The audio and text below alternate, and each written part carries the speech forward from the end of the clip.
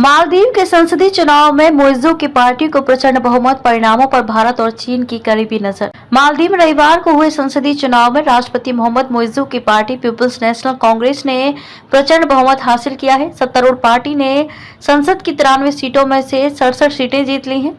वोटों की गिनती अभी जारी है। बीजिंग समर्थक राष्ट्रपति मुइज्जू के लिए ये चुनाव बहुत महत्वपूर्ण माना जा रहा है। संसदीय चुनाव के परिणाम पर मालदीव में प्रभाव बढ़ाने की कोशिश कर रहे भारत और चीन की करीबी नजर है।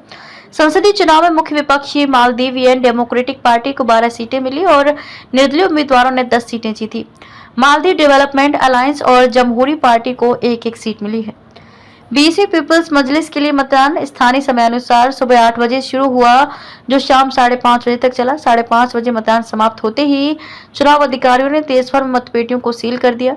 6 राजनीतिक दलों और स्वतंत्र समूहों ने संसद की 93 सीटों के लिए 368 उम्मीदवारों को मैदान में उतारा था। पीपल्स नेशनल कांग्रेस ने 90 सीटों पर चुनाव लड़ा, जबकि मुख्य विपक्षी मालदीवियन डेमोक्रेटिक पार्टी ने 89 सीटों पर अपने उम्मीदवार उतारे। मुइज्जू ने मालदीव से हटाए भारतीय सैनिक। मालदीव हिंद महासागर में रणनीतिक रूप से महत्वपूर्ण जगह पर स्थित है। ऐसे में भारत और चीन मालदीव में अपना प्रभाव बढ़ाने की कोशिश करते रहे हैं।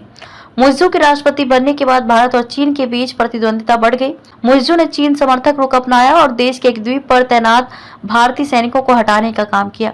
भारत को बाहर करो थीम पर आधारित था मुइज्जू का चुनाव अभियान। राष्ट्रपति पद के लिए मुइज्जू का चुनाव अभियान भारत को बाहर करो थीम पर आधारित था, जिसमें उन्होंने पूर्व राष्ट्रपति पर भारत को बहुत अधिक महत्व देकर राष्ट्रीय संप्रभुता से समझौता करने का आरोप लगाया था। मालदीव में कम से कम 75 भारतीय सैन्यकर्मी तैनात थे और वे भारत द्वारा दान किए गए 2 विमानों का संचालन करने के साथ ही समुद्र में फंसे या आपदाओं का सामना करने वाले लोगों के बचाव कार्य में सहयोग करते थे।